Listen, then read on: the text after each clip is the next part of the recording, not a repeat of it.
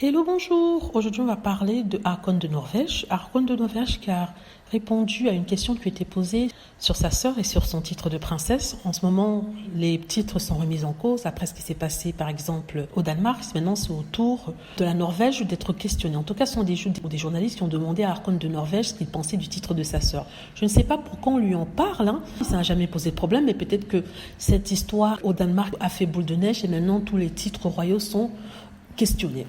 On lui a posé la question sur le titre de princesse de sa sœur. Il a dit qu'il ne pouvait pas répondre à cette question-là parce que la question sur les titres de sa sœur ou de parler de sa sœur en tant que princesse, parce que c'est un sujet assez controversé suite à ses fiançailles avec Durek Verrett, avec le chaman californien Durek Verrett, un Américain.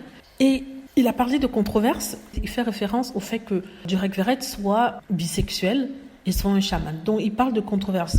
Je ne comprends pas de quelle controverse, pourquoi c'est une controverse qu'il soit bisexuel et en même temps chaman. Je dois rappeler que Märtha Louisa était mariée à un autre homme auparavant.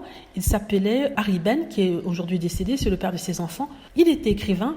Un écrivain subversif. Il était aussi bisexuel, c'est ce dont on ne parle pas.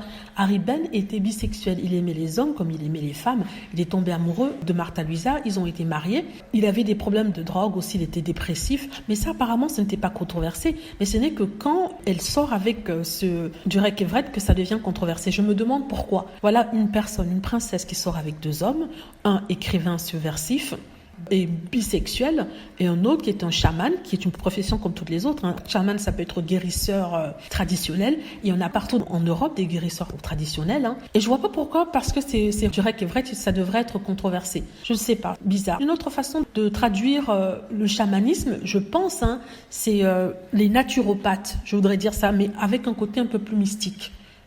Vous voyez? Donc je vois pas ce qu'il y a de controversé dans ça. Et je me demande vraiment quel peut être le problème. J'ai du mal à cerner la controverse. Elle est tombée amoureuse d'un homme qui est bisexuel, son ancien mari l'était aussi, et un homme qui est chaman, c'est-à-dire peut-être un guérisseur, un naturopathe, une personne en proie au mysticisme, quelque chose dans le genre. Donc si vous avez compris ce qu'il essaie de dire, n'hésitez pas à me l'expliquer quand il parle de controverse, et m'expliquer pourquoi est-ce une controverse que Durek Verrett soit bisexuel et chaman. Dites-moi ce que vous en pensez, j'espère que vous avez aimé la vidéo. N'hésitez pas à cliquer sur like si c'est le cas, à vous abonner pour plus de vidéos et à cliquer sur la petite cloche afin d'être averti lorsque je poste une nouvelle vidéo. Merci.